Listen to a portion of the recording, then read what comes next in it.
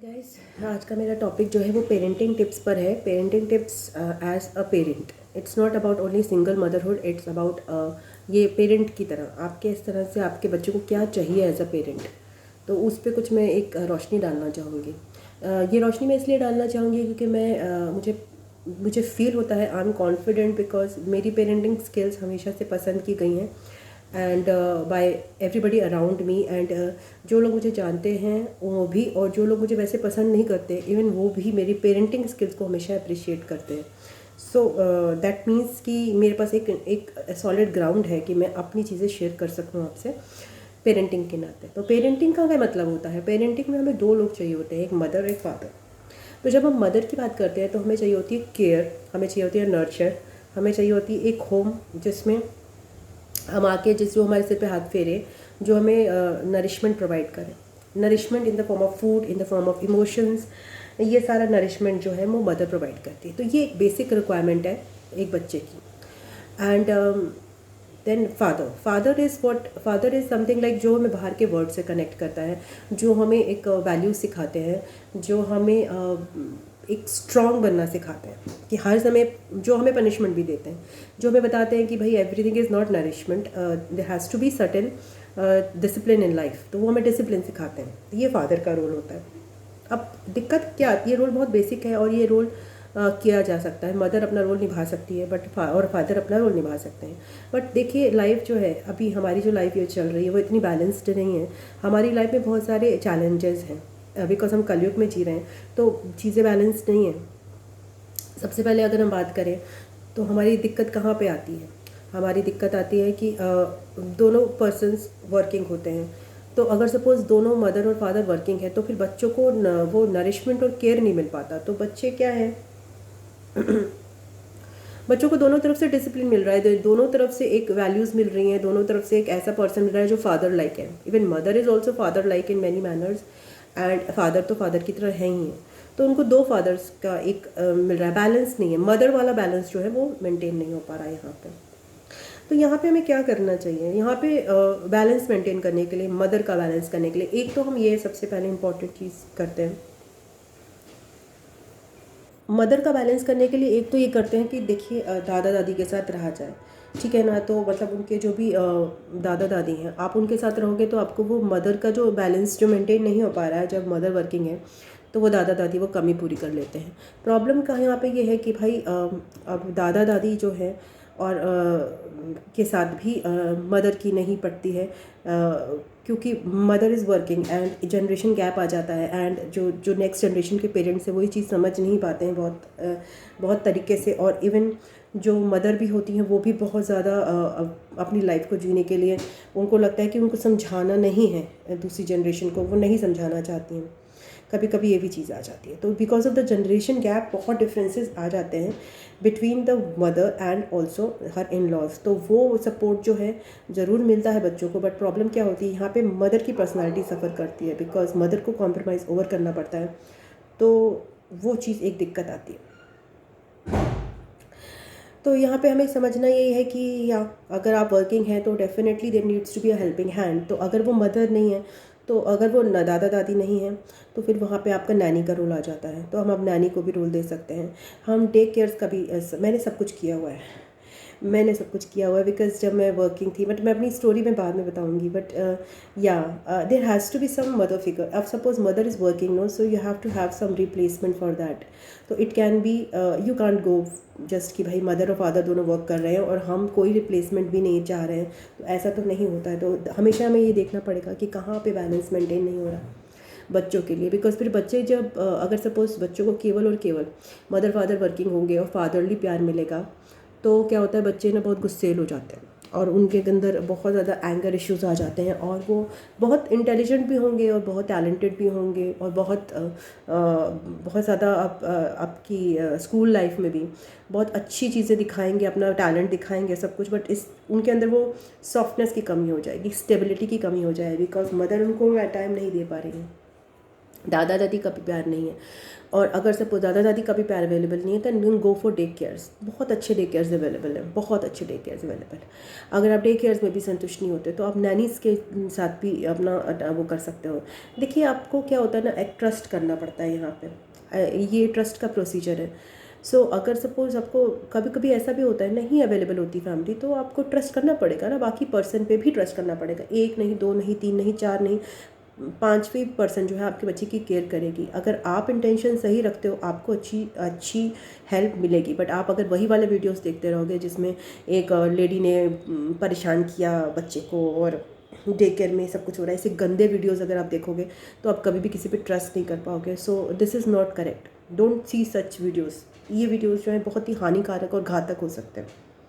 एक सिक्योरिटी एक अच्छी चीज़ है, बट आप सिक्योरिटी से भी ज़्यादा सबसे पहले आपको इंसान को समझने की क्षमता होनी चाहिए कि आपके घर में कोई इंसान आ रहा है तो वो कैसा है। आप उसको टाइम दीजिए थोड़ा सा कि उसको समझिए कि वो आप ट्रस्टवर्दी है कि नहीं।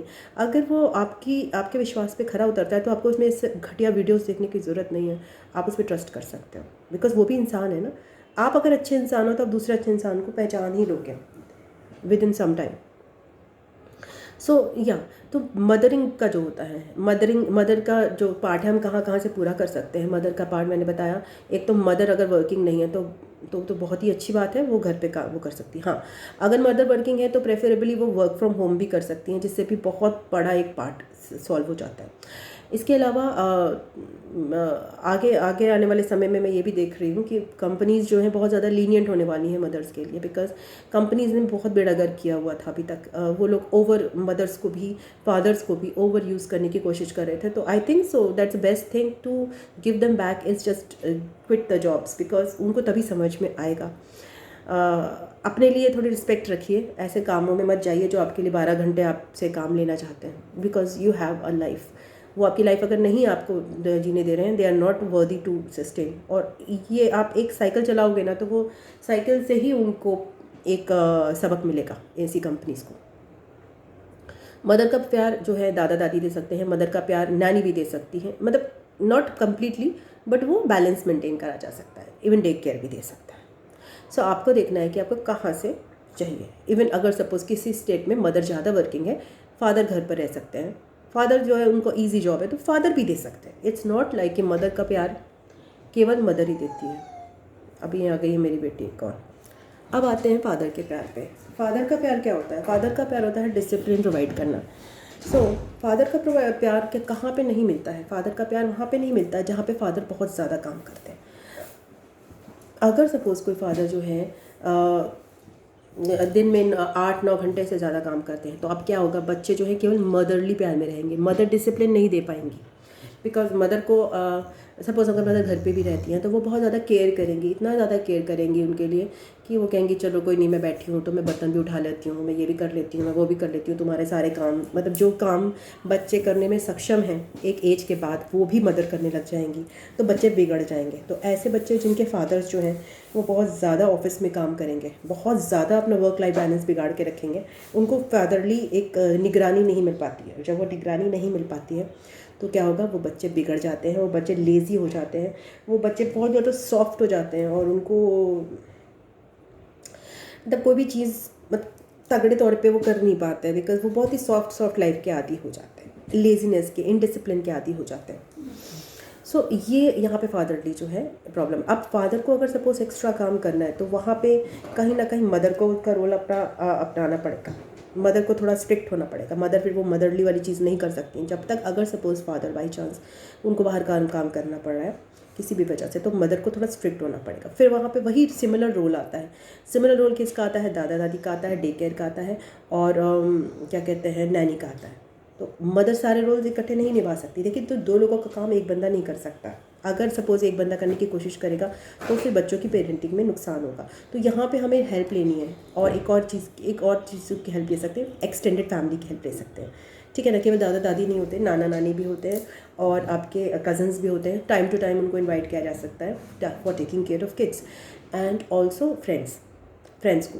तो हम इस तरह से ना एक बैलेंस मेंटेन करके रख सकते हैं। तो हमेशा ये देखना है कि बैलेंस जो है मदरली जो चीज़ें हैं, जो केयर है, जो अफेक्शन है, उसके साथ बैलेंस डिसिप्लिन का भी हो एक बंदे पे। मैंने तो वो सब चीज़ करके देखी है, मैंने हर तरह की लाइफ जी के देखी है, एंड मैं उसके बारे में बताऊंगी आराम से। शायद वो बहुत डिटेल्ड, अपनी पूरी लाइफ को कट शॉर्ट करना इतना छोटे में आसान नहीं है, बट बेसिकली इन शॉर्ट मैं यही कहना चाहूँगी कि जहाँ पे भी आपको लग रहा है ना कि आपके अपनी पेरेंटिंग में कमी कहाँ पे आपको लग रहा है कि कुछ गड़बड़ हो रहा है, तो वहाँ पे आप बैलेंस मेंटेन कर लीजिए। वहाँ पे अगर आपको लग रहा है कि मदरली चीज़ उनकी ज़्यादा ज़रूरत है तो वहाँ से बैलेंस मेंटेन कीजिए, फादरली चीज़ ज़्यादा ज़रूरत है तो वहाँ से बैलेंस मेंटेन कीजिए। सो या बैलेंस मेंटेन कीजिए, बट ये बैलेंस केवल आप पर नहीं निर्भर है। पहली बात तो सबसे इम्पॉर्टेंट बात कि ये सारा बैलेंस आप नहीं कर सकते हैं। आप एक इंसान हो, आप में एक लिमिटेड कैपेसिटी है, तो आप सोचने की कोशिश करो कि मैं मदर भी बन जाऊंगी पूरी, मैं फादर भी बन जाऊंगी पूरी, और मैं दादा दादी का रोल भी कर लूँगी। नहीं, it's not possible. So try to understand कि आपको लोगों की हेल्प चाहिए होगी, आपको लोगों की हेल्प चाहिए होगी। अगर आपको फैमिली से मिल रही है, फ्रेंड से मिल रही है, सहजता से, बहुत अच्छी बात है, जो कि आज की स्टेट में बहुत मुश्किल है। पैसा दे के लीजिए, पैसा इंपॉर्टेंट नहीं है, पेरेंटिंग इंपॉर्टेंट है, तो ये आप कर सकते हो। तो हेल्प लेना में बिल्कुल, एक पेरेंट को हेल्प लेने में कभी भी संकोच नहीं करना चाहिए। Parent need help, parenting is a सबसे difficult job on the earth. तो parent should always be like, मुझे हेल्प करने आ रहे हो ना, अगर मुझे एक टाइम का खाना भी कई बार दे रहे हो, दे दो। अगर आप मुझे एक टाइम में मेरे बच्चों को मूवीज़ दिखा रहे हो, दिखा दो। अगर आप मेरे बच्चों को खिलाने के लिए ले जा रहे हो पार्क में, जाओ। अगर आप मेरे बच्चों को पार्टी में इन्वाइट कर रहे हो, मैं रेडी हूँ। तो like that parents should always be open towards help. Parents should not be very लीचड़ टाइप कि नहीं हम तो पेरेंट हैं, हम तो अकेले कर लेंगे। नहीं, गलत, आप बहुत बड़ा इडियट वाला डिसीजन लोगे अगर आप ऐसे सोचोगे। सो या help, ask for help as much as you can as a parent, because balance maintain करना आज की स्टेट में it's not easy. Ideal families नहीं है। तो आई थिंक सो आज के लिए इतना ही। बाकी मैं नेक्स्ट उसमें व्लॉग में शेयर करूँगी, अपनी लाइफ के बारे में भी थोड़ा थोड़ा शेयर करूँगी कि मेरी लाइफ कैसी रही है। ठीक है, थैंक यू, बाय बाय।